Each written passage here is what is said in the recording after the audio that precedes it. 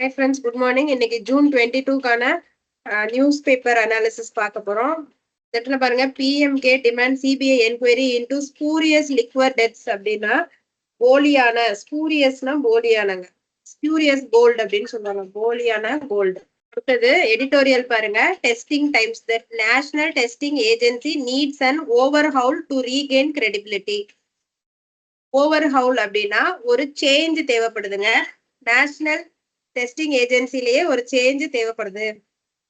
A mandate for a new economic approach. இந்த காலமை வந்து கொஞ்சம் வாசிக்க பாருங்க. புது எக்கனாமிக் அப்ரோச்சோட ரூல்ஸ் என்ன?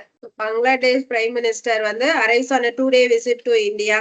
இப்போ இன்டர்நேஷனல் யோகா டேக்கு பிரைம் மினிஸ்டர் எங்க போயிருக்காருன்னா காஷ்மீருக்கு போயிருக்காருங்க.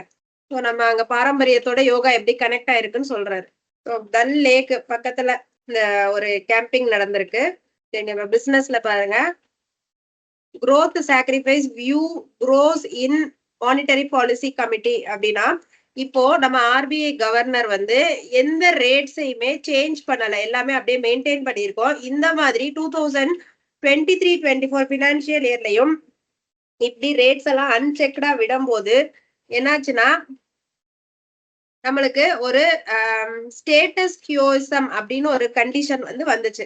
அப்படின்னா என்ன அர்த்தம்னா அந்த பிரசன்ட் சிச்சுவேஷனுக்கு ஏத்த மாதிரி நம்ம முடிவெடுத்துக்கிறது.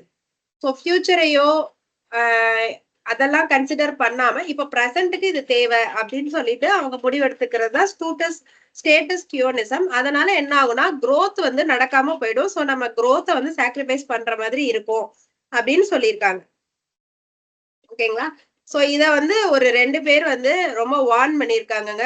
கோயல் வர்மா அப்படின்னு 2 பேரு இந்த மானிட்டரி பாலிசி கமிட்டில இருக்காங்க.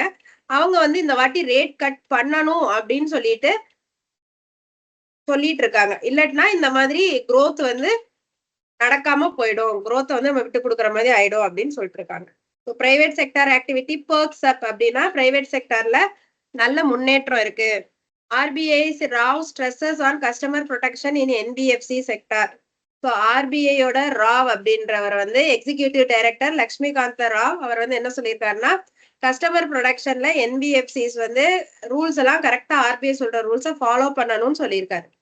நிலக்கரி சுரங்கத்தை ஏழ விடுறாங்கங்க. அதுல 10வது முறையா ஏலத்தை சென்டர் ஸ்டார்ட் பண்ணிருக்கு. 10th tranche அப்படின்னா 10வது தடவை. சவுத் கொரியா சம்மன்ஸ் ரஷ்யன் அம்பாசிடர்னா சம்மன்னா கூப்பிடுறதுன்னு அர்த்தங்க, கால்ஸ். ஸோ ஸ்போர்ட்ஸ்ல எல்லாம் பெருசா ஒன்றும் இல்லைங்க. இங்க பாருங்க, Verstappen eyes another victory in Barcelona அப்படின்னா எய்ம்ஸ்னு அர்த்தம். குறி வைக்கிறாருன்னு அர்த்தம். ஸோ இங்க நம்ம கிரிக்கெட் பவுலர் அஸ்வின் வந்து என்ன சொல்லியிருக்காருன்னா அவர் வந்து ஒரு புக் எழுதியிருக்காருங்க. I have